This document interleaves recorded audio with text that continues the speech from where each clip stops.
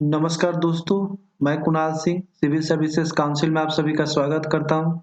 जैसा कि आप जानते हैं कि बीपीएससी के सिविल सर्विसेज क्वेश्चन को हम सॉल्व कर रहे हैं, तो इस सेट में जो है हम 2011 के क्वेश्चन को देखेंगे। 2011 का जो क्वेश्चन सेट है वो थोड़ा-सा लेंथी है, तो आप इसको थोड़ा-सा टाइम टेकिंग लेंथी नहीं बोलेंगे, टाइम टेकिंग बोलेंगे। आप जो है इस क्वेश्चन सेट को अच्छे से देखिए, 1-2 बार देख लीजिए, उसके बाद जो है आप सेट प्रैक्टिस को बनाएँगे, तो बहुत अच्छे से जो है किसी भी ईयर को सेट प्रैक्टिस उठाइएगा, तो आपको अच्छे से जो है सेट प्रैक्टिस बनेगा। तो आइए क्वेश्चन की शुरुआत करते हैं। In which country Taklamakan desert is situated? Taklamakan desert जो है, वो किस देश में सिचुएटेड है? तो ये है चाइना में स्थित है। ये टकला-मकान जो डेजर्ट है वो कोल्ड डेजर्ट है, ठीक है? आइए मैप से देख लेते हैं। ये रहा चाइना का मैप और इसको जो है हम ऐसे डायरेक्शन पता करने के लिए ईस्ट, वेस्ट, नॉर्थ और साउथ में बाँट लेते हैं। और ये रहा टकला-मकान डेजर्ट, तो टकला-मकान डेजर्ट किधर है? तो चाइना के वेस्ट में है। और ये कैसा डेजर्ट है? तो अभी बताया मैंने कि ये जो है कोल्ड डेजर्ट है। वैसे ही गोबी डेजर्ट जो है, ये भी एक कोल्ड डेजर्ट है। ये भी एक कोल्ड डेजर्ट है। यहाँ पे देख सकते हैं, यहाँ पे कुनलुन सा माउंटेन है, ये प्लेट्यू ऑफ तिब्बत है, तिब्बत का पठार है। यहाँ पे देखिए चाइना कैपिटल बीजिंग है। और ये रहा अपना प्यारा भारत, भारत का मैप रहा ये। और यहाँ से आप देखेंगे ये जो टकला-मकान डेजर्ट है, चाइना के वेस्ट में पड़ता है और गोबी डेजर्ट जो है वो उसके नॉर्थ में पड़ता है, ठीक है? और ये दोनों डेजर्ट जो हैं, ये कोल्ड डेजर्ट अभी बताया मैंने। और ये मंगोलिया रहा, ये मंगोलिया देश रहा। और चाइना का कैपिटल अभी कुछ देर पहले हमने दिखाया था आपको, चाइना का जो कैपिटल है वो बीजिंग है। यहाँ पे ये कैपिटल बीजिंग है। Which strait connects Red Sea and Indian Ocean? कौन सा स्ट्रेट जो है रेड सी और इंडियन ओशियन को जो है कनेक्ट करता है? तो ये रहा सऊदी अरेबिया, ये रहा सऊदी अरेबिया। सऊदी अरेबिया के वेस्ट में जो है रेड सी, यानी ये वाला जो पोर्शन देख रहे हैं आप, ये रेड सी का पोर्शन है। और यहाँ पे गल्फ ऑफ एडन और इंडियन ओशियन से जो है, और गल्फ ऑफ एडन से मिलते हुए यहाँ पे जब आते हैं, यहाँ पे तो एक एक जगह है बाब अल मंडेब, जिसको हम स्ट्रीट बोलते हैं। अगले मैप में देखते हैं, अगले स्लाइड में। यहाँ पे देखिए, यहीं पे है बाब अल मंडेब, बाब अल मंडेब, ठीक है? बाब अल मंडेब यहीं पे है और ये रेड सी और इंडियन ओशियन को जो है कनेक्ट करता है, ठीक है? आइए हम इसमें जो है कुछ कंट्रीज के बारे में भी देख लेते हैं जनरली। जैसे ये तो सऊदी अरेबिया को बताएं कि सऊदी अरेबिया के वेस्ट में रेड सी, और रेड सी जो है इंडियन ओशियन को कनेक्ट करता है। और ये यहाँ पे जो है बाब अल मंडेब है। बाब अल मंडेब का लोकेशन हमने देख लिया। अच्छा, अब जो है एक ये यहाँ पे ओमान कंट्री, इसको आप देख सकते हैं, यहाँ पे अमन है। मैप को आप पॉज करके देख सकते हैं थोड़ी देर के लिए। और ये यूनाइटेड अरब इमिरेट्स है, यूएई। यूएई जो है भारत का फ्रेंडली स्टेट है। आप जानते हैं भारत का फ्रेंडली स्टेट कौन सा है? तो यूएई जो है भारत का फ्रेंडली स्टेट है। अब ये देखिए, ये जो अरब अरब कंट्री सऊदी अरब है, उसके ईस्ट में जो है पर्शियन गल्फ है, फारस का जो है खाड़ी है।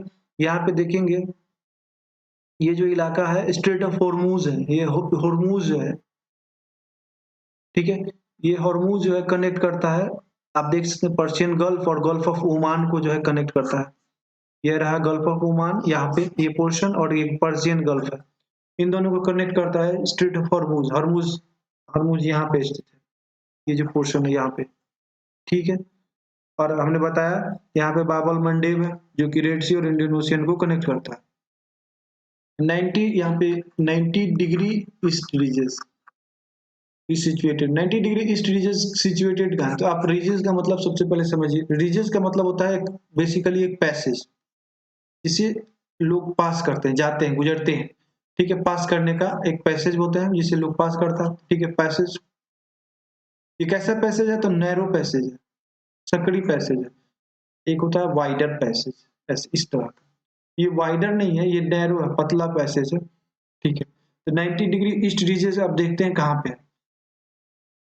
तो ये जो 90 डिग्री ईस्ट रीजेस है, ये आप इंडियन ओशियन के रीजन में पाएंगे। ये इस तरह से 90 डिग्री ईस्ट रीजेस इसी तरह से इंडियन ओशियन में पाया जाता है। ये रहा इंडियन ओशियन, यहीं पे जो है 90 डिग्री ईस्ट रीजेस पाया था। और ये 90 डिग्री ईस्ट रीजेस जो है इंडियन ओशियन को ईस्ट इंडियन ओशियन और वेस्ट इंडियन ओशियन में जो है डिवाइड करता है। ठीक, अगले क्वेश्चन की तरफ आते हैं। अब मैं आपको पॉज करके आप और भी क्वेश्चन जो प्रीवियस ईयर के पूछे गए थे उनको भी आप थोड़ा सा रिमाइंड जो है रिकॉल कर सकते हैं। जैसे एक क्वेश्चन था कि जो पनामा कैनल है, ये जो ये जो पोर्शन है रेड वाला, वो किसको किसको किसको किसको सेपरेट करता है, या पैसिफिक ओशियन और अटलांटिक ओशियन से जो है सेपरेट होता है या कनेक्ट करता है। Folding is a result of folding of mountains. आप पढ़ेंगे एक टॉपिक फोल्डिंग ऑफ माउंटेन्स। जैसे ये ये कोई पेपर आप कंसिडर कीजिए, इधर से एक फोर्स लग रहा है और ये इधर से फोर्स लग रहा है, ये F1 और ये F2। तो ये जो पेज है ऐसे मुड़कर ऊपर उठेगा, ठीक है, ऐसे ऊपर उठेगा। तो इससे जो है, तो इसी तरह से ये किस तरह के फोर्स से जो है फोल्डिंग बनता है, फोल्डिंग ऑफ माउंटेन्स जो है रिजल्ट है किसके कारण बनता है, तो ओरिजिनेटिंग फोर्स के कारण। ओरिजिनेटिंग फोर्स के कारण जो है माउंटेन का फॉर्मेशन होता है। और ये फोल्डिंग माउंटेन्स, इसको फोल्डिंग माउंट बोलते हैं। जब आप इसको पेज को नजदीक लाते हैं, टेबल पर रखिए पेज को, चार पांच पेज को रखिए, उसको आप जब एक साथ कंप्रेस कीजिएगा तो पेज जो है ऊपर की तरफ उठेगा। तो वैसा ही कुछ जो है फोल्डिंग का एक एग्जांपल है। ये किसके कारण होता है, ओरिजिनेटिंग फोर्सेस के कारण। अब देखिए, Amritsar and Shimla are on same latitude but climate difference is due to. Question पूछ रहा है कि अमृतसर और शिमला जो है सेम लैटिट्यूड पर, फिर भी उनमें जो है मौसम में जो है अलग अलग देखने को मिलता है। तो देखिए, ये मान लीजिए अमृतसर है, ठीक है, और ये मान लीजिए शिमला, ठीक है। और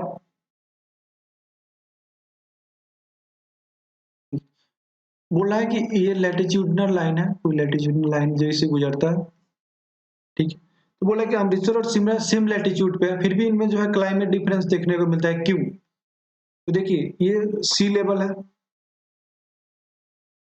और सी लेवल से अमृतसर का हाइट मान लीजिए H1 है, और ये सी लेवल है, यहाँ पे सी लेवल से ये शिमला का हाइट जो है मान लीजिए H2 है। अब चूंकि शिमला का जो हाइट ज्यादा है अमृतसर के हाइट से, ठीक है, तो इसके कारण जो है क्या देखने को मिलता है, H2 ग्रेटर देन H1। और हाइट ज्यादा होने के कारण क्या देखते हैं आप, रेनफॉल और टेम्परेचर में अंतर पाएंगे। दोनों जगहों पर जो रेनफॉल होगा, टेम्परेचर होगा, उसमें आपको डिफरेंस देखने को मिलेगा, ठीक है। और इसी के कारण जो है यहाँ का जो शिमला का क्लाइमेट है, अमृतसर का क्लाइमेट है, उसमें अंतर आता है। क्यों अंतर आता है? क्योंकि एल्टीट्यूड के कारण, इसको क्या बोलते हैं, एल्टीट्यूड। एल्टीट्यूड के डिफरेंस के कारण जो है अंतर आता है, यानी हाइट के डिफरेंस के कारण जो है शिमला शिमला और अमृतसर जो है सेम लैटिट्यूड पे है, सेम जो एल्टीट्यूड पे, लैटिट्यूड नहीं, सेम एल्टीट्यूड पे है, सॉरी, लैटिट्यूड सेम है लेकिन एल्टीट्यूड अलग अलग है, यानी हाइट अलग अलग है लेकिन लैटिट्यूड सेम है। लैटिट्यूड किसको बोलते हैं, जो लेटा हुआ लाइन है, ठीक है। और इसी को जो है, इसमें जो है डिफरेंस है, और इसी डिफरेंस के कारण जो है, हाइट के डिफरेंस के कारण जो है समुद्र से जो दोनों का हाइट है वो अलग अलग है, और इसी डिफरेंस के कारण जो अमृतसर और शिमला का जो टेम्परेचर है, क्लाइमेट है, वो अलग अलग है। अब पूछ रहा है major source of oceanic salinity. ये मान लीजिए ओशियन है, तो इसमें जो है ओशियंस में आप सैलिनिटी जो है क्यों पाया जाता है, समुद्र में जो है लवणता क्यों पाया जाता है? ये मान लीजिए इसे कोई रिवर आके कनेक्ट हो रहा है R1, और इधर से कोई रिवर कनेक्ट होकर आ रहा है R2, ठीक है। R1 और R2 आके इस समुद्र में आके मिल जा रहा है। ये R1 जो है रिवर को बताता है, कोई अलग रिवर है, और ये जो है R2 जो है ये भी एक रिवर को बताता है जो दूसरी रिवर है। ये जब जमीन से कोई जमीन से मान लीजिए भारत का महानदी है या फिर कोई भी रिवर है, ठीक है, वो जाकर समुद्र में मिल जाती है। तो वो रिवर जो है जब जमीन जो अपना जो जमीन है उससे जाकर जब समुद्र में मिलती है तो उसके साथ अपने साथ क्या ले जाती है, तो डिजॉल्व मिनरल ले जाती है, डिजॉल्व मिनरल या सॉल्ट्स कह लें। ये जब नदी जब जाती है तो उसमें क्या क्या चले जाते हैं, कुछ जमीन जमीन पे जो मिनरल्स है, सॉल्ट्स है, वो सब उसके साथ अपने साथ लेकर चले जाते हैं और समुद्र में लेकर चले जाते हैं। इसी के कारण जो है समुद्र में जो है सैलिनिटी पाया जाता है। क्या पाया जाता है? लवणता पाया जाता है। ओशियन में जो सैलिनिटी, ओशियन में अपना सैलिनिटी नहीं होता है, जो रिवर फ्लो करती है वो सैलिनिटी, उसके कारण सैलिनिटी होता है, क्योंकि यही जो रिवर है उसी में जो है डिजल मिनरल्स जो है जाकर मिल जाते हैं ओशियन में, और इसी कारण ओशियन का जो है सैलिनिटी आता है। तो ये major source of oceanic salinity due to rivers, rivers में जो डिजॉल्व मिनरल है उसी के कारण जो है सैलिनिटी आता है। इस सेंट्रल रेलवे जोन का हेड क्वार्टर कहाँ है? तो इस सेंट्रल रेलवे जोन का हेड क्वार्टर है हाजीपुर। हाजीपुर पड़ता है Vaishali district. Industries commissioner office of Bihar is at, Bharat का जो इंडस्ट्रीज है उसके जो कमिश्नर है उनका ऑफिस कहाँ पड़ता है?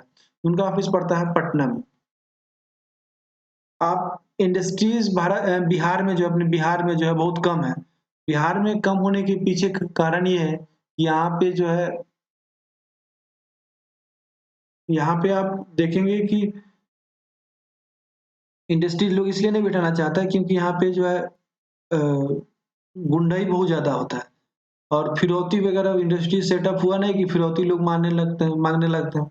इसके कारण जो है इंडस्ट्रीज बिठाया नहीं जाता। ठीक है।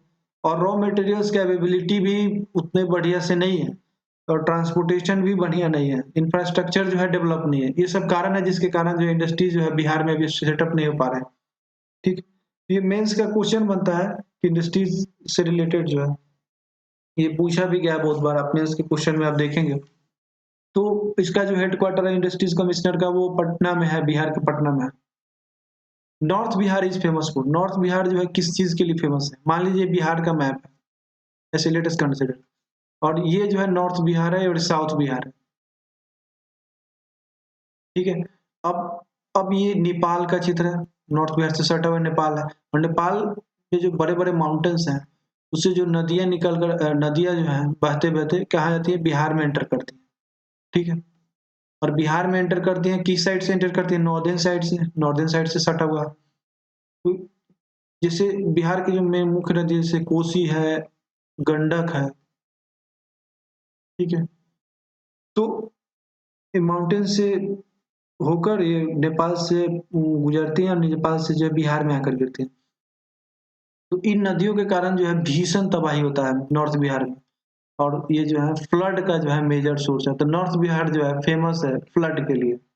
इसमें जो है नॉर्थ बिहार साइड में बहुत ज्यादा फ्लडिंग होता है। ठीक है। और फ्लडिंग के कारण ही, इसके कारण ही फेमस है। और ये इसका मुख्य कारण क्या है कि नेपाल से सटे होने के कारण यहाँ पे पहाड़ है, पहाड़ से जो है जितना भी पानी वगैरह निकलता है नदी से वो आकर बिहार में जो है वहां पे छोड़ा जाता है नेपाल के द्वारा, और ये पानी जो है पूरे नॉर्थ बिहार में काफी तबाही मचाता है। City does not lie on NH2, यहाँ पे जो ऑप्शन दिया गया था, ऑप्शन आपको सामने रख देते हैं। औरंगाबाद, मोहनिया, सासाराम और पटना। ठीक है। ठीक है। तो NH2 पे जो है, NH2 पे, नेशनल हाईवे 2 पे जो है वो जो है पटना लाई नहीं करता है। पटना जो है NH30 पे लाई करता है। पटना जो है NH30 पे लाई करता है। अब the provincial governments were constituted under the act, प्रांतीय सरकारों का गठन होता है वो कब होता है? तो ये इस एक्ट के तहत होता है। तो गवर्नमेंट ऑफ इंडिया एक्ट 1935 के तहत जो है प्रांतीय सरकारों का गठन होता है। प्रांतीय सरकारों का गठन जो है भारत सरकार अधिनियम 1935 के द्वारा किया जाता है। राज्यसभा में कितने मेंबर? राज्यसभा में 250 मेंबर, 238 प्लस 12। ये 12 कहाँ से आते हैं भाई? ये 12 अलग से क्यों लिखना पड़ा? क्योंकि ये जो है मनोनीत होते हैं। किनके द्वारा मनोनीत होते हैं? तो प्रेसिडेंट के द्वारा जो है ये मनोनीत होते हैं। जनवरी 26 was selected as the inauguration for the constitution। 26 जनवरी को जो है इसको, संविधान को जो है इनोग्रेशन डे के तौर पे रखा गया था। इसलिए रखा गया था कि जनवरी 26 जनवरी 1929 को जो है आपको पता है गांधी जी ने जो है लाहौर में झंडा फहराया था। फ्लैग फ्लैग जो भारत का जो झंडा है उसको फहराया था। ठीक है।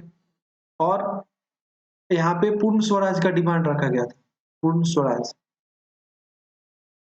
तो उसी को रिमेंबर, उसी की याद में जो है यहाँ पे बनाया गया था इंडिपेंडेंस डे। यहाँ पे इंडिपेंडेंस डे, स्वतंत्रता दिवस मनाया गया था। लेकिन अभी जो हम देखते हैं 26 जनवरी को क्या रखते हैं, गणतंत्र दिवस रखते हैं, यानी रिपब्लिक डे रखते हैं। उसी के याद में जो है ये ऐसा किया गया है कि कॉन्स्टिट्यूशन डे जो है उसी के दिन रखा गया। क्यों रखा गया? क्योंकि जवाहरलाल नेहरू जी ने जो है 26 जनवरी 1929 को जो है लाहौर में जो तिरंगा फहराया था और पूर्ण स्वराज का डिमांड किया था। उसी के आधार बनाकर जो है 26 जनवरी को जो है संविधान का इनॉग्रेशन डे रखा गया।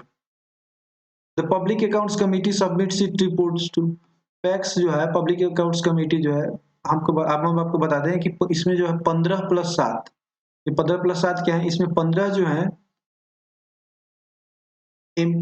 एमपी होते हैं और ये 7 एमपी होते हैं। इसमें से 15 जो होते हैं वो लोकसभा के होते हैं, लोकसभा के मेंबर है, और 7 जो है राज्यसभा के मेंबर्स हैं।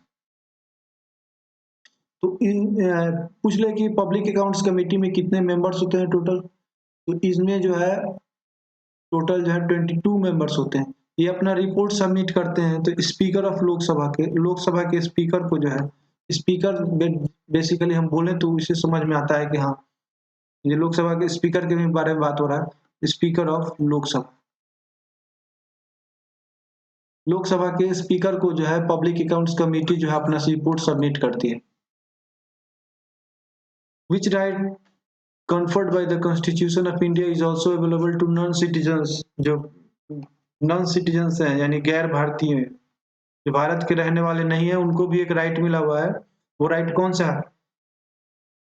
तो वो राइट जो है राइट टू कॉन्स्टिट्यूशनल रेमेडीज है। Right to constitutional remedies, article 32, right to संवैधानिक उपचार इसको बोलते हैं, right to constitutional remedies. Right to constitutional remedies जो है ये अधिकार मिला हुआ है गैर भारतीय को, नॉन सिटीजन्स, जो सिटीजन्स नहीं है, भारत के सिटीजन नहीं, उनको भी अधिकार मिला है। आर्टिकल 32 जो है वो उनको मिला हुआ है, right to constitutional remedies. National emergency में भी declared by the president of India in line with. National emergency जो है राष्ट्रपति के द्वारा लगाया था, वो कब लगाया था? तो इस आर्टिकल के तहत, आर्टिकल 352, ठीक है। ये किस ग्राउंड पर लगाया जा सकता है? ये एक्सटर्नल एग्रेशन या आर्म्ड रेबेलियन।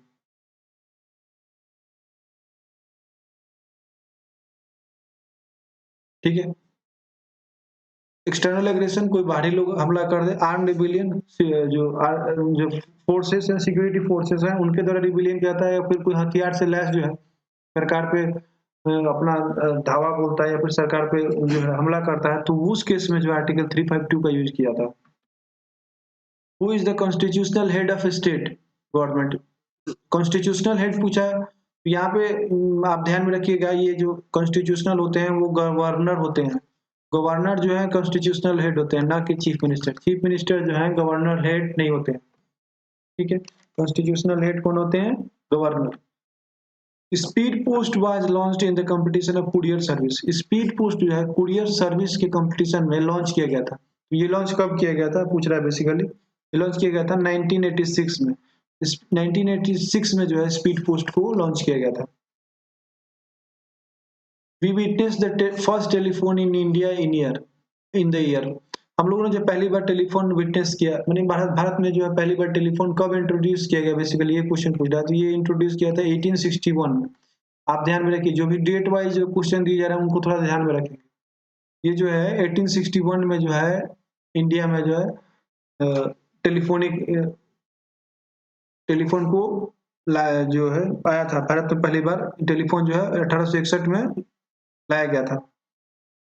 वो जो कंपनी जो है इसके लिए जिम्मेदार थी, उनका नाम था ओरिएंटल टेलीफोन कंपनी लिमिटेड।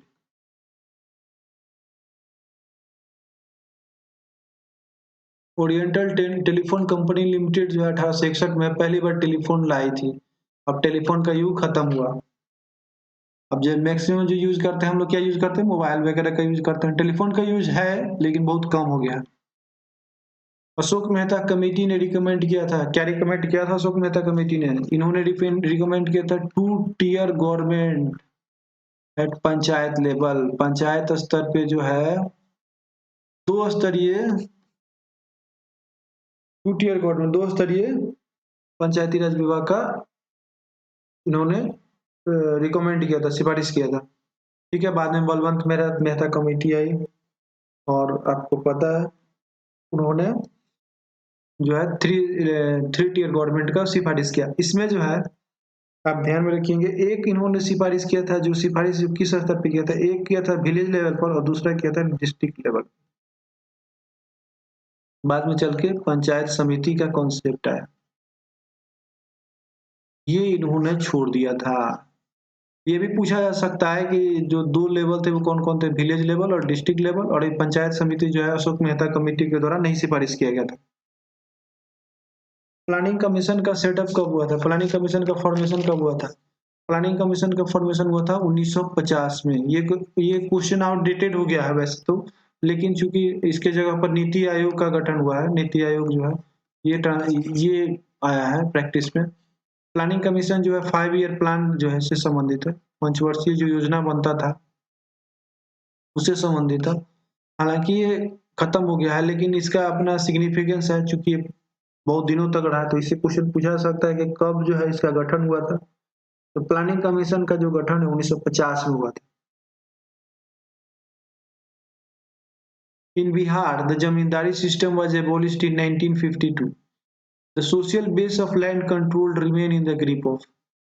जो बिहार में जो है जमींदारी सिस्टम को एबोलिश कर दिया गया, खत्म कर दिया गया। कब खत्म किया गया? 1952 में, 1952 में खत्म कर दिया गया। फिर भी जो है सामाजिक स्तर पे जो लैंड कंट्रोल है वो किसके हाथ में बना रहा? जमींदारी सिस्टम को खत्म करने के बाद जो है जमीन का जो अधिकतम अधिकार है वो बना रहा डोमिनेंट हिंदू कास्ट के द्वारा। अब डोमिनेंट हिंदू कास्ट कौन कौन थे? तो इनमें जो है कुर्मी जो एक जात है वो थे, ठीक है, और भूमिहार जो है, कुर्मी और भूमिहार जो है ये डोमिनेंट हिंदू कास्ट थे, जिनके हाथों में जमीन का जो है मैक्सिमम जो है वो पकड़ बना रहा है। ये 2 डोमिनेंट कास्ट है, ठीक है। और इसी में जो है अब नीतीश कुमार ने इनको जो है आरक्षण देकर इन लोगों को जो है गरीब बता दिया, पता ना कैसे, आप ध्यान में रखिए। खैर, जो इससे संबंधित क्वेश्चन है उसमें जो है डोमिनेंट कास्ट हिंदू जो है इसका आंसर होगा। मद्रास महाजन सभा जो है वो कब स्टैब्लिश हुआ? मद्रास महाजन सभा का गठन पूछ रहा है बेसिकली। तो एक दिन जो है जितने भी सभा का गठन हुआ, जितना भी सभा बना है उसके एक दिन चर्चा करेंगे। यहाँ पे जो है ऑप्शन जो दिया हुआ था 1880, 1881, 1882, 1883 और नन। ठीक है, तो नन ही जो होगा वो सही होगा, क्योंकि एमएमएस का जो गठन है वो 1884 में हुआ था। How many representative to part in Indian National Congress? भारतीय राष्ट्रीय कांग्रेस का जो पहला अधिवेशन हुआ था उसमें जो है कितने रिप्रेजेंटेटिव, कितने प्रतिनिधियों ने भाग लिया था? तो 72 प्रतिनिधियों ने भाग लिया था। कितने प्रतिनिधियों ने? 72 प्रतिनिधियों ने भाग लिया था। इसकी अध्यक्षता जो है W C Banerjee, W C का मतलब वेमेश चंद्र बनर्जी, वेमेश चंद्र बनर्जी ने इस बैठक की अध्यक्षता की थी। इसमें एक और बात ध्यान में रखना है, ये जो बैठक है 1885 में हुआ था। इस बैठक का जो है कहाँ हुआ था? बॉम्बे में हुआ था। पहले ये कहाँ होना था? ये पहले जो है पूना में होना था। पूना से शिफ्ट किया गया था लास्ट आवर में। कहाँ शिफ्ट किया गया था? बॉम्बे में शिफ्ट किया गया था। ठीक है, ठीक है, अगले क्वेश्चन की तरफ आते हैं। First national council of education was established in year. भारतीय राष्ट्रीय शिक्षा परिषद का गठन जो है किस वर्ष में किया गया था? ये किया गया था 1906 में। कब? 1906 में 15 अगस्त को। 15 अगस्त 1906 में भारतीय राष्ट्रीय शिक्षा परिषद का जो गठन है, नेशनल काउंसिल ऑफ एजुकेशन का गठन 1906 में किया गया था। मोंटाग्यू चेम्सफोर्ड रिपोर्ट, यहाँ पे रिपोर्ट होगा। मोंटाग्यू चेम्सफोर्ड रिपोर्ट जो है form the basis of. Montagu Chelmsford report जो है वो पब्लिश हुआ था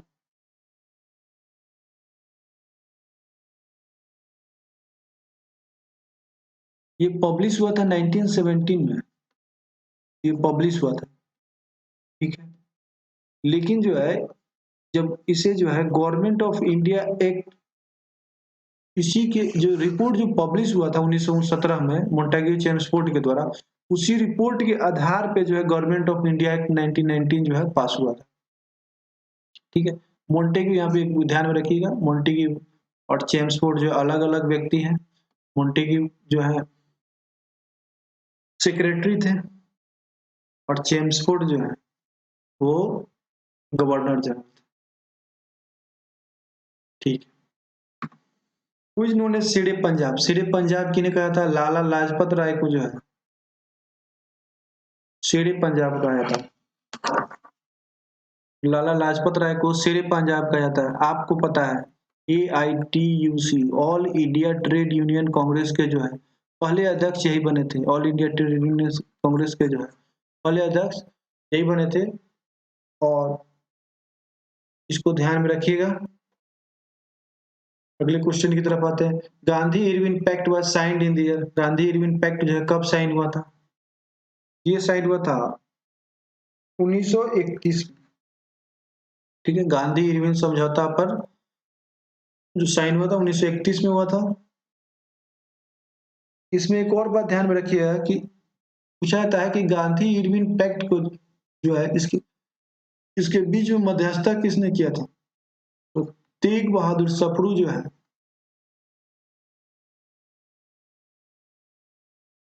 गांधी इरविन पैक्ट, जो गांधी इरविन पैक्ट का जो हुआ था, गांधी इरविन समझौता जो हुआ था, उसका मध्यस्थता जो है तेग बहादुर सप्रू ने किया था। ये भी ध्यान देने वाली बात है। और साइन कब हुआ? तो 1931 में। इसमें एक व्यक्ति थे जिन्होंने गांधी इरविन पैक्ट को जो है मजाक उड़ाया था। उनका नाम था Alan Campbell Johnson. Alan Campbell Johnson ने जो है गांधी इरविन पैक्ट को जो है सांत्वना पुरस्कार कहा था।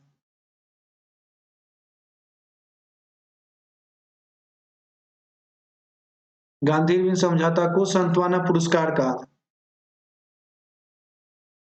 अब पूछ रहा है कि आरटीसी यहाँ पे round table conference which RTC took place in 1932, 1932 में कौन सा गोलमेज सम्मेलन हुआ? तो ये हुआ थर्ड गोलमेज सम्मेलन, थर्ड। तीसरा जो है गोलमेज सम्मेलन 1932 को हुआ था। इससे पहले जो है आप ध्यान में रखेंगे, पहला जो गोलमेज सम्मेलन हुआ था 1930 में हुआ था और ये चला था जनवरी 1931 तक, ठीक है। दूसरा जो गोलमेज हुआ, पहला आरटीसी और सेकेंड आरटीसी, दूसरा जो राउंड टेबल कॉन्फ्रेंस था वो हुआ था सितंबर 1930 से लेकर 1931 से लेकर दिसंबर 1931, ठीक है। पहला, दूसरा और ये रहा तीसरा 1932 वाला। अभिनव भारत इज एसोसिएटेड विथ, अभिनव भारत जो है वो किससे संबंधित है? तो अभिनव भारत जो है संबंधित है वीडी सावरकर से, वीडी सावरकर। अभिनव भारत बीडी सावरकर से संबंधित है। अभिनव भारत के द्वारा एक और पत्रिका का जो है लिखा गया था, उनसे एक और पत्रिका संबंधित है, उसका नाम है मित्र मेला। मित्र मेला पत्रिका जो है वीडी सावरकर से ही संबंधित है। 27th Bihar provincial Congress session was held with the efforts, 27वां जो भारतीय राष्ट्रीय कांग्रेस का 27वां बैठक है वो बेसिकली यहाँ पूछ रहा है कि किसके एफर्ट से किया गया था। तो यहाँ पे आप ध्यान में रखेंगे ये जो बैठक है वो बांकीपुर में हुआ था। ये बैठक 1912 में हुआ था और इसकी जो अध्यक्षता है, उनका अध्यक्षता जो है किया था आर माधुलकर ने, माधुलकर जी ने इसकी अध्यक्षता किया था। एट विच प्लेस, यहाँ पे 16 ना होकर 27 तो बता देंगे, 16 सेशन ऑफ भारतीय राष्ट्रीय कांग्रेस का जो 16वां अधिवेशन है वो कहाँ पे हुआ था, ठीक है। ये 16वां जो अधिवेशन था बिहारी छात्र अधिवेशन करके था। हाँ ये क्वेश्चन है, ये वाला क्वेश्चन है, ये वाला क्वेश्चन जो है रिपीट हो गया, ये स्लाइड जो है थोड़ा गड़बड़ है, इसको आप छोड़ देंगे। The 16th session of Bihari student, 16वां जो सेशन है बिहारी स्टूडेंट का, छात्र बिहारी छात्र अधिवेशन जो है वो किस वर्ष में हुआ था? ये वो था 1921 में, ये हेल्ड एट नहीं होगा, हेल्ड इन होगा, ठीक है। ये 1921 में जो है हुआ था, बिहारी छात्र अधिवेशन 1921। The editor of Bihari, a leading newspaper of Bihar was, Bihari जो एक पत्रिका थी उसके जो है लेखक एडिटर जो है वो कौन थे? तो एडिटर थे बाबू महेश्वर प्रसाद, बाबू महेश्वर प्रसाद, ये जो है एडिटर थे बिहारी के, महेश्वर प्रसाद, इसको आप ध्यान में रखेंगे, बिहारी जो न्यूज़पेपर है बाबू महेश्वर प्रसाद से संबंधित है। राज the village of Rajkumar Shukla is, Rajkumar Shukla का गांव का नाम क्या था? उनके गांव का नाम था मुरली बढ़ावा,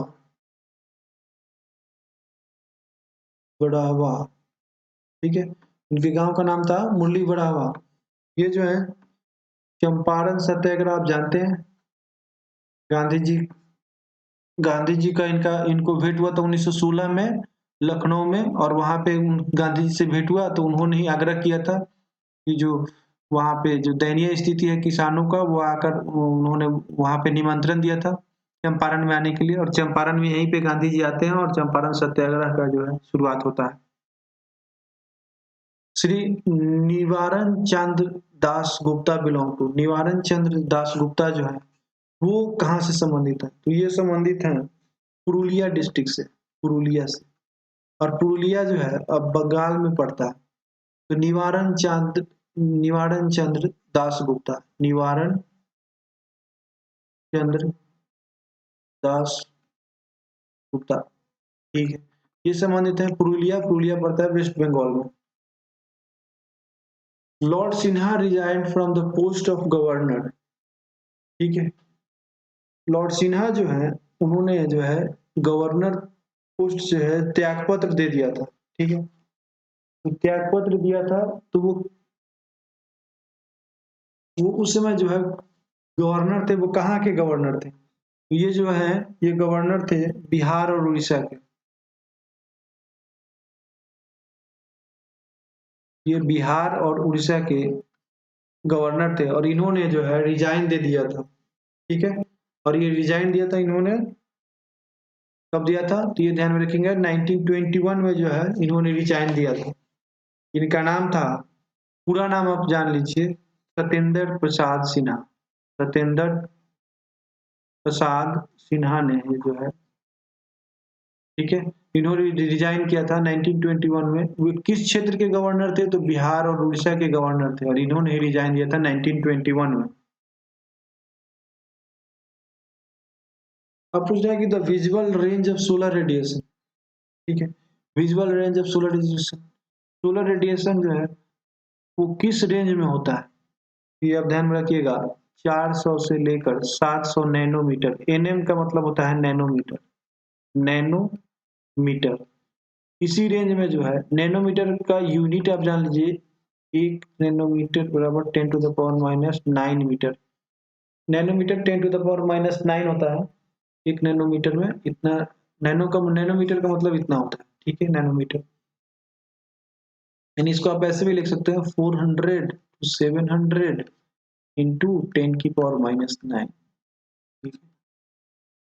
तो visual range of solar radiation, solar radiation जो है, सोलर रेडिएशन जो है वो किस रेंज में दिखाई देगा? इस रेंज में जो होगा, अगर होगा 400 से लेकर 700 तक, तो आपको दिखाई देगा।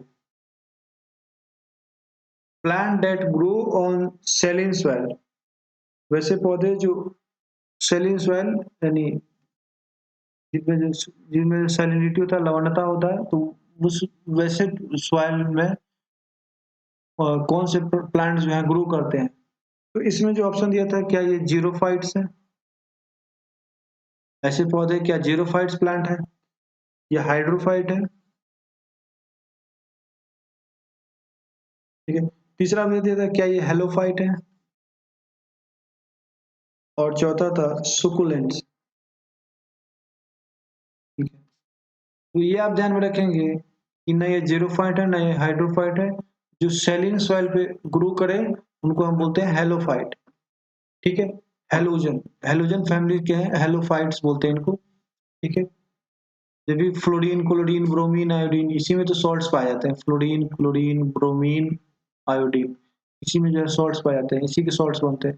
ठीक है, तो बेसिकली ये जो हेलोफाइट्स हेलोजन फैमिली का जो है, वही जो है सैलिन सॉइल पे ग्रो करते हैं। ठीक है, अब पूछ रहा है कि water is conducted in vascular plants. Water जो है कंडक्ट होता है, कैसे कंडक्ट होता है? क्या ये जाइलम से कंडक्ट होता है? हाँ, ये जाइलम से कंडक्ट होता है। ठीक है, ये इसको आप ध्यान में रखिएगा, जाइलम जलम, ऐसे लोग याद कराता है कि जो है वाटर, वाटर जो है पानी को कौन ले जाता है? तो जाइलम ले जाता है, जलम। ये जो जल कंडक्ट करता है, फ्लोएम जो है, फ्लोएम ये जो है फूड कंडक्ट कराता है। फ्लोएम जो है फूड, और जाइलम जो है जल को कंडक्ट करता है। ठीक है, जल तो इसमें पहले ही से लगा हुआ। Which part of plant receive stimulus for flowering. पौधा का वो कौन सा भाग है जिसमें फ्लावरिंग के लिए स्टिमुलस रिसीव करता है? ठीक है, तो ये है पत्तियां, लिव्स। लिव्स जो है इसका आंसर है। Which part of plant receives stimulus for flowering, तो इसका आंसर क्या होगा? लिव्स। आप पूछ रहे हैं मिनरल्स आर, मिनरल्स क्या है? क्या ये लिक्विड है, इनऑर्गेनिक सॉलिड है? इनऑर्गेनिक सॉलिड, या गैसेस है, या सब है? तो मिनरल जो है बेसिकली इनऑर्गेनिक सॉलिड है। जितने भी धरती के अंदर अब खनिज वगैरह पाए जाते हैं, वो जो है सॉलिड स्टेट में होते हैं। कैसे होते हैं? सॉलिड स्टेट में होते हैं, और इनऑर्गेनिक कंपाउंड होते हैं, यानी उसमें जो है कार्बन का जो मात्रा है वो कम रहता है। जैसे मिनरल्स में जो कार्बन और हाइड्रोजन जो है बेसिकली न ही रहते हैं इनऑर्गेनिक में। इनऑर्गेनिक सॉलिड्स है मिनरल्स में। कैसे हैं? तो इनऑर्गेनिक सॉलिड्स। ठीक है, जिसमें कार्बन और हाइड्रोजन का मात्रा ना के बराबर है। जैसे सोडियम क्लोराइड है, पोटेशियम है, पोटेशियम क्लोराइड है, जिंक क्लोराइड है, या फिर और भी कंपाउंड ले लें। वैसे कंपाउंड जिसमें कार्बन और हाइड्रोजन ना हो, इनऑर्गेनिक सॉलिड, आप बेसिक ध्यान में रख सकते हैं सिंपली कि मिनरल्स जो है इनऑर्गेनिक सॉलिड है। जेनेटिक्स डील विथ, जेनेटिक्स में हम क्या पढ़ते हैं? तो इसमें जो हेरिडिटी एंड वेरिएशन पढ़ते हैं।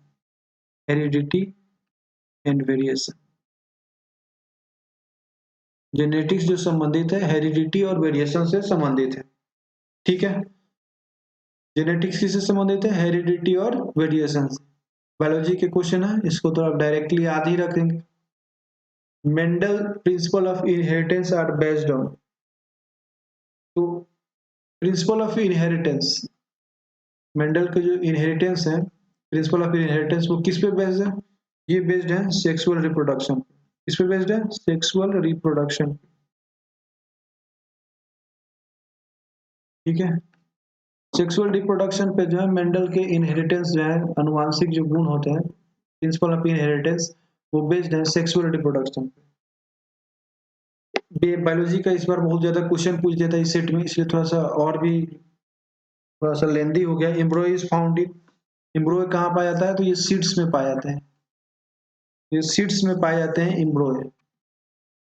विच soil particle is found in loamy soil, तो किस तरह के पार्टिकल जो है लोमी सॉइल में पाए जाते हैं? तो लोमी सॉइल जो है, इसमें जो है, इसमें ऑप्शन जो दिया हुआ था आपके सामने रख रहे हैं। सैंड, क्या ये सैंड पार्टिकल में पाए जाते हैं लोमी सॉइल, या क्ले पार्टिकल में पाए जाते हैं, या सिल्ट पार्टिकल में पाए जाते हैं, या ऑल? इसका जो आंसर यहाँ पे दिया होता है, ऑल दिया होता है। यानी जो सॉइल पार्टिकल जो लोमी सॉइल में पाए जाते हैं, वो सब में पाए जाते हैं। जैसे सैंड पार्टिकल में भी, क्ले पार्टिकल में भी, सिल्ट पार्टिकल में, सब में जो है लोमी सॉइल पाए जाते हैं। Single type of atom is found in, अब सिंगल टाइप ऑफ एटम जो है वो कैसे फाइंड होता है? तो नेटिव स्टेट में फाइंड होता है, उसके नेटिव स्टेट। नेटिव स्टेट आप समझते हैं? जैसे सोडियम, सोडियम अपने नेटिव स्टेट में, ओरिजिनल स्टेट में रहा है तो Na बोलेंगे, और किसी के साथ कंबाइन कर लेगा तो जैसे NaCl है, NaBr है, तो ये इसका नेटिव स्टेट नहीं है। जब किसी के साथ नहीं कंबाइन किया है तो वो सिंगल एटम की तरह बिहेव करेगा, और जब वो नेटिव स्टेट यानी ओरिजिनल स्टेट में होगा तो जो है वो सिंगल एटम के रूप में होगा। तो सिंगल एटम पूछ रहा है कि single type of atom is found in, तो सिंगल टाइप ऑफ एटम जो है नेटिव स्टेट में पाया जाता है, जब वो किसी के साथ रिएक्ट नहीं किया करता है तो नेटिव स्टेट में होता है। नाइट्रोजन N2, नाइट्रोजन एटम है लेकिन ये किसी के साथ रिएक्ट नहीं किया तो ये नेटिव स्टेट में, ठीक है। यहाँ पे 2 देकर ये नहीं समझे कि एटम नहीं, ये भी एटम ही है, लेकिन ये चूंकि ये किसी से कंबाइन नहीं किया है तो ये नेटिव स्टेट में है। खुद से कंबाइन किया है एटम ही बोलेंगे। नाइट्रोजन यहाँ पे खुद से कंबाइन किया है लेकिन किसी दूसरे से नहीं किया है तो यहाँ पे नेटिव स्टेट ही है उसका। Capillaries are most found in, capillaries सबसे ज्यादा किस मिट्टी में पाए जाते हैं तो क्लेई सॉइल में पाए जाते हैं, क्लेई सॉइल, क्लेई सॉइल में ही सबसे ज्यादा कैपिलरीज पाए जाते हैं। बहुत ज्यादा बीपीएससी ने बायोलॉजी, ऐसा लगा कि बायोलॉजी का सेट ही हम प्रैक्टिस कर रहे हैं। फोटोसिंथेसिस अकर्स इन, तो फोटोसिंथेसिस कहाँ होता है तो क्लोरोप्लास्ट में होता है। फोटोसिंथेसिस कहाँ होता है क्लोरोप्लास्ट में होता है। Continents have drifted apart due to, अब कॉन्टिनेंट्स जो है वो अलग अलग ड्रिफ्ट किए हैं, अलग अलग पोजीशन पे ड्रिफ्ट कर गए, अलग अलग पोजीशन पे चले गए। ऐसा क्यों हुआ तो ये हुआ टेक्टोनिक एक्टिविटीज के कारण, टेक्टोनिक एक्टिविटीज के कारण, ठीक है। इसी के कारण जो है कॉन्टिनेंट्स जो है अलग अलग हुए।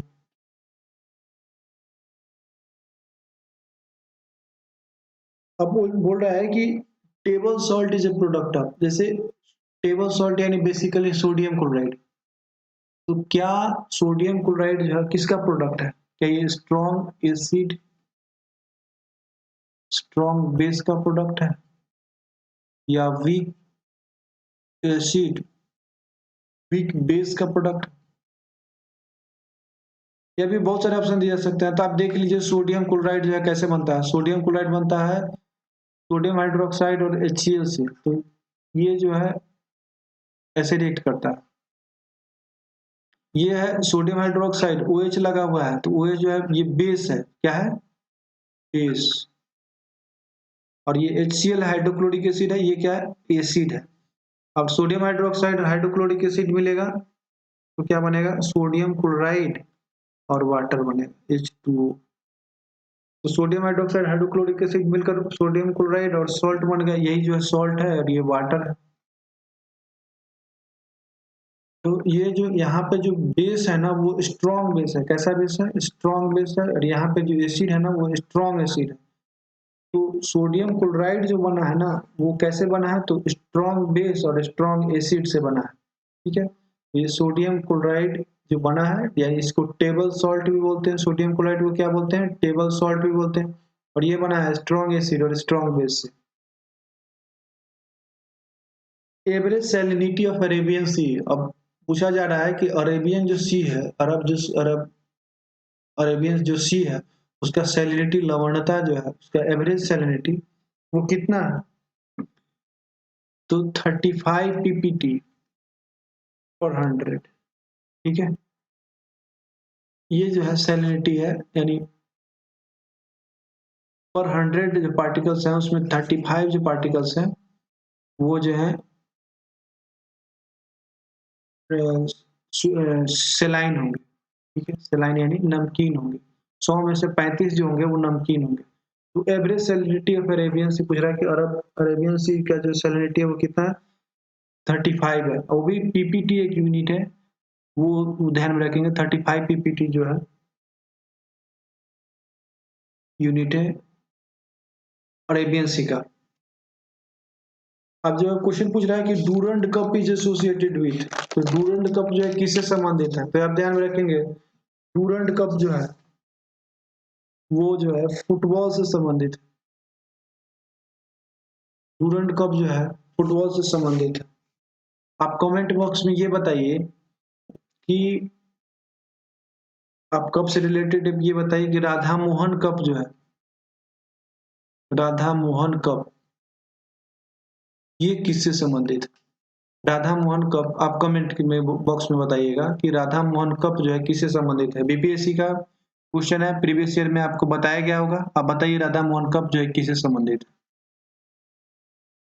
विच article is a human right as well as fundamental right? कौन सा आर्टिकल जो है मानव अधिकार भी है और फंडामेंटल राइट भी है? ठीक है, ये आर्टिकल है राइट टू एजुकेशन, शिक्षा का जो अधिकार है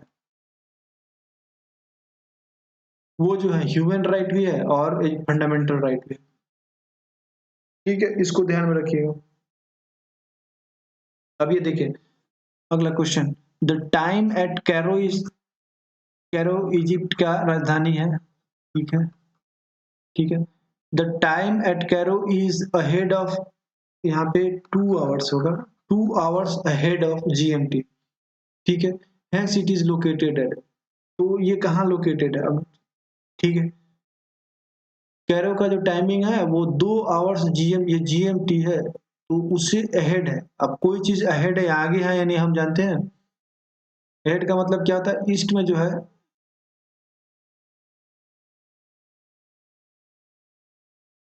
कोई भी चीज जो है हम जानते हैं ईस्ट में जाता है तो गेन करता है, ईस्ट में जाता है तो गेन करता है, और वेस्ट में जाता है तो टाइम का जो है लॉस होता है। ठीक है, ईस्ट है और ये वेस्ट। ईस्ट में आते हैं, ये मान लीजिए ईस्ट रीजन है, इधर आप एंटर करते हैं तो गेन होगा, और वेस्ट की तरफ जाएंगे तो लॉस होगा।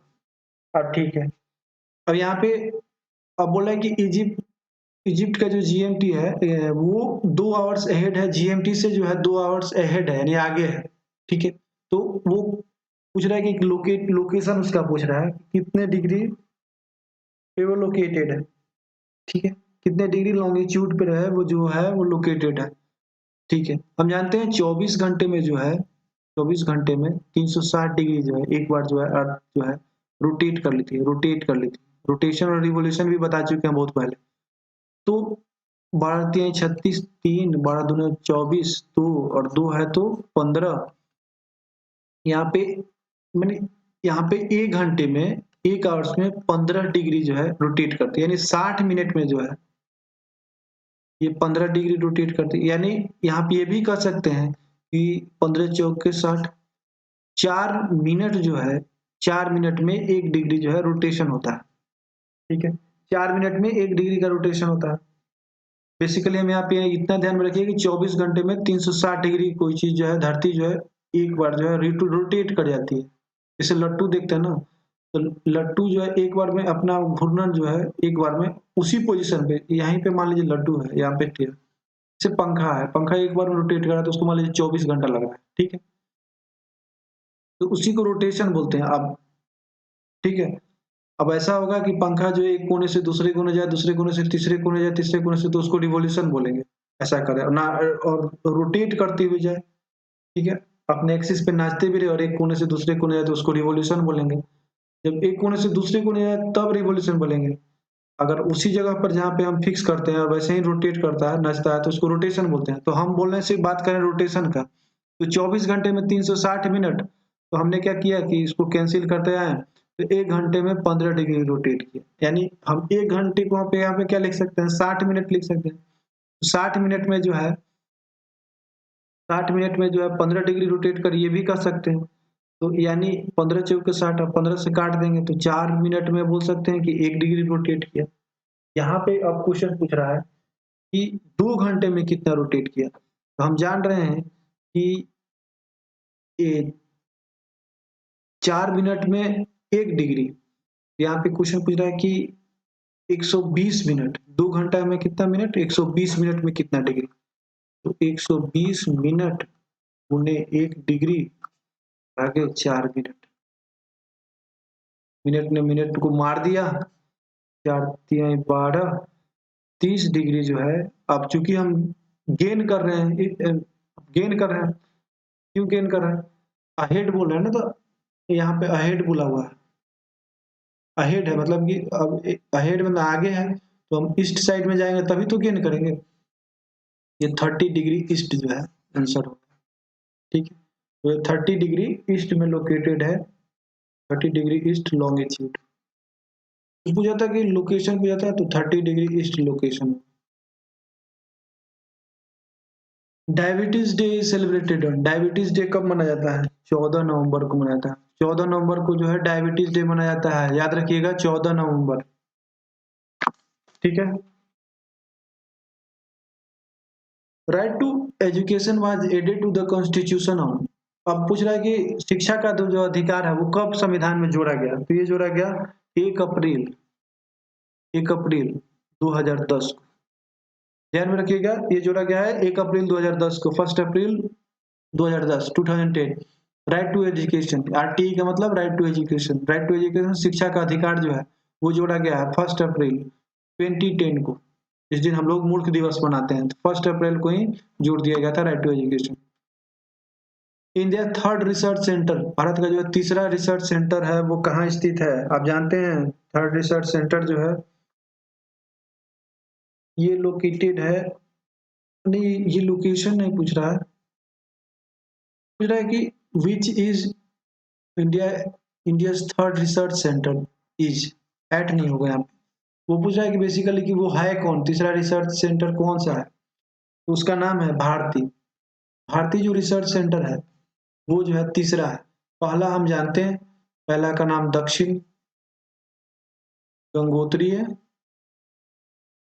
और दूसरे का जो नाम है उसका नाम है मैत्री। ठीक है, पहले का नाम दक्षिण गंगोत्री, दूसरे का नाम मैत्री, और तीसरे का जो नाम पूछा है वो उसका आंसर होगा भारती। देखिए, भारत जो है अपना रिसर्च सेंटर बना रहा है, रिसर्च सेंटर बनाया है। ये बना है अंटार्कटिका में, इधर अंटार्कटिका जो प्लेट है अंटार्कटिका के क्षेत्र में बनाया है, वहां पे 3 रिसर्च सेंटर, जिसमें जो है तीसरा पूछा गया है कि तीसरा कौन सा है, तो उनका नाम क्या है? भारती। भारती जो है भारत का तीसरा रिसर्च सेंटर है अंटार्कटिका में। Where is Harappan port, which is Harappan port, पूछा था कि हड़प्पा का जो पोर्ट है वो कौन सा है। तो उसमें जो बहुत सारा ऑप्शन दिया था उस ऑप्शन को हम नहीं रखते हैं, क्योंकि बहुत ज्यादा टाइम लग चुका है। यहाँ पे जो आंसर है वो लोथल जो है वो सही आंसर होगा, लोथल। लोथल पड़ता है, अब ध्यान में रखिएगा, गुजरात में, गुजरात में। द गुप्त रूलर हु डिफीटेड हुन्स, वो कौन सा गुप्त रूलर था जिसने हुनों को हराया था? तो उनका नाम था स्कंदगुप्त। स्कंदगुप्त, स्कंदगुप्त ने जो है हुनों को हराया था। ये जो है गुप्त वंश का अंतिम महान शासक था। स्कंदगुप्त जो है गुप्त वंश का अंतिम महान शासक था। विच inscription tells about the various achievements of Rudradaman one, इस अभिलेख से जो है रुद्रदामन वन के बारे में जो है उसके उपलब्धियों का वर्णन मिलता है। उसके उपलब्धियों का वर्णन मिलता है जूनागढ़ अभिलेख से, जूनागढ़ अभिलेख से जो है उसके वर्णन मिलता है। जूनागढ़ अभिलेख जो है संस्कृत भाषा में लिखा गया, ये भी ध्यान में रखिएगा। ये जो लैंग्वेज यूज किया गया है संस्कृत लैंग्वेज यूज किया गया है। इसके बारे में बात हो रहा है, रुद्रदामन वन के बारे में बात हो रहा है। ये जो अभिलेख है उसकी उपलब्धियों का चर्चा जूनागढ़ अभिलेख में है। जूनागढ़ अभिलेख जो है संस्कृत भाषा में लिखा गया। Who was the ruler of Devagiri at the time of Alauddin Khilji, ये पहले भी क्वेश्चन आया हुआ है कि अलाउद्दीन खिलजी का जब आक्रमण हुआ था भारत में, ये देवगिरी पर, ठीक है, तो उस समय जो है वो वहां के शासक या राजा जो है वो कौन थे? तो वहां के शासक या राजा का नाम था राजा रामचंद्र देव। क्या नाम था? रामचंद्र देव। रामचंद्र देव जो है वो शासक थे। ये जो है यादव वंश के शासक, यादव कुल के थे, यादव कुल के थे, यादव डायनेस्टी के रामचंद्र देव। ठीक है, ये शासक थे, और इन पे जो हमला हुआ था वो 1296 में हुआ था। राजा रामचंद्र देव, ध्यान में रखिएगा, देवगिरी से संबंधित राजा रामचंद्र देव, यादव कुल, और देवगिरी पर हमला अलाउद्दीन खिलजी द्वारा। इस मुस्लिम शासक ने जो है पिलग्रिमेज टैक्स पर जो है टैक्स जो है खत्म किया था, तो उसका शासक का नाम था अकबर। अकबर जो ने जो है धार्मिक कर पे जो है, ठीक है, तीर्थ कर जो है बोलते हैं तीर्थ कर, उस पे जो है उसको जो है उसने अकबर ने खत्म किया था। अकबर ने एक और ये टैक्स खत्म किया था, उसका नाम है जजिया। अकबर ने जो है जजिया टैक्स जो है खत्म किया था। अब क्वेश्चन पूछा है, ठीक है, ठीक है, यहाँ पे क्वेश्चन पूछा है कि दारुल सफा, दारुल सफा जो है वो क्या है? दारुल सफा जो है ये हॉस्पिटल है जहाँ पे लोगों का इलाज होता था, दारुल सफा।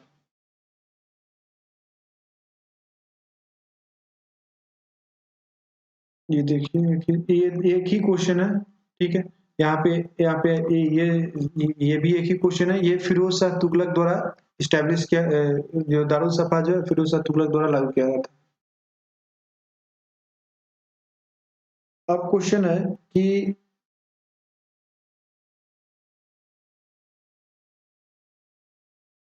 Who was the founder of प्रार्थना समाज? प्रार्थना समाज के जो फाउंडर है उनका नाम है आत्माराम पांडुरंग। आत्माराम पांडुरंग ने ही प्रार्थना समाज का गठन किया था, ठीक है। Atmaram Pandurang. Who was the founder of India renaissance? Bharat में जो है पुनर्जागरण का जो पिता कहा था वो किन्हें कहा था? तो इंडिया में जो भारत का पुनर्जागरण का जो पिता है या उसके जो खोज करने वाले हैं उनका नाम है राजा राम मोहन राय। राजा राम मोहन रॉय, ठीक है। इन्हें जो है भारत का पैगंबर कहा जाता है, भारत का पैगंबर भी कहा जाता है, ठीक है। आप जानते हैं वैसे ही लोक नायक किन्हें कहा जाता है? लोक नायक जो है जयप्रकाश को कहा जाता है, जेपी को कहा जाता है, ठीक। और लोकहितवादी, लोकहितवादी जो है लोकहितवादी कहता है गोखले को, ठीक है। गोपाल कृष्ण गोखले।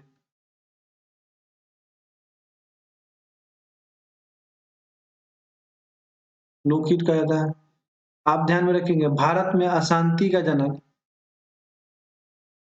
भारत में अशांति का जनक इन्हें कहा गया है, तो बाल गंगाधर तिलक को अशांति का जनक कहा। स्वराज दस्ता, स्वराज दल was फाउंडेड बाय, स्वराज दल का गठन किसके द्वारा किया गया था? ये ध्यान में रखेंगे, ये गठन किया गया था बाल गंगाधर तिलक और चित्तरंजन दास द्वारा, पी आर दास द्वारा। Who was the founder of theosophical society? Theosophical society के संस्थापक कौन थे? ये ध्यान रखिए एचपी ब्लावत्स्की, ब्लावत्स्की और कर्नल ओलकट जो थे, ये जो है एचपी ब्लावत्स्की और कर्नल ओलकट जो है ये फाउंडर है थियोसॉफिकल सोसाइटी के, ठीक है। थियोसॉफिकल सोसाइटी के फाउंडर है एचपी ब्लावत्स्की और colonel Olcott. Book that was written by Tilak, Bal Gangadhar तिलक द्वारा कौन सा पुस्तक लिखा गया? गीता रहस्य, गीता रहस्य। और इन्हें ही जो है अशांति का जनक कहा जाता है। बाल गंगाधर तिलक को जो है अशांति का जनक कहा जाता है, ये ध्यान में रखिएगा। Who was the early capital of Magadh? ठीक है, मगध की जो है आरंभिक राजधानी कौन सी थी? तो मगध की जो आरंभिक राजधानी थी राजगीर। राजगीर को जो है राजगीर से जो है इसको शिफ्ट किया गया था कैपिटल को पटना में, और पटना में शिफ्ट किया गया उदयन द्वारा। उदयन जो थे उनके पिता का नाम अजात शत्रु था, और अजात शत्रु के पिता का नाम बिंबिसार था, ठीक है। उदयन के पिता का नाम अजात शत्रु, और अजात शत्रु का नाम जो है अजात शत्रु के पिता का नाम जो है बिंबिसार था, ठीक है। मगध का मगध का राजधानी शुरुआती दौर में राजगीर और बाद में शिफ्ट करके पटना कर दिया गया। द डायनेस्टी ऑफ अजात शत्रुवाज, अजात शत्रु के कुल कौन सा था? तो ये हर्यक वंश के संस्थापक, हर्यक वंश से संबंधित, हर्यक वंश से संबंधित थे जो अजातशत्रु का जो कुल था वो उसे क्या कहा जाता था, तो हर्यक वंश कहा जाता था। क्या कहा जाता था? हर्यक वंश। ठीक है, तो यहीं पे जो है खत्म करते हैं ये, और इसको आप 2 बार देख लीजिएगा, 1-2 बार देख लीजिएगा। 2011 का प्रैक्टिस सेट है। क्वेश्चन जो है मीडियम मॉडरेट लेवल है, इजी टू मॉडरेट है। और इसको आप जो है थोड़ा सा डेट वगैरह जो क्वेश्चन था वो लेंदी था। बीपीएससी का जो क्वेश्चन, आप बायोलॉजी का जो क्वेश्चन देखिए वो थोड़ा सा एक बैग से बायोलॉजी के क्वेश्चन को जो है बहुत ज्यादा उठाकर रख दिया गया था इसमें, और क्वेश्चन जो अच्छा खासा था, आप इसको देख सकते हैं। धन्यवाद।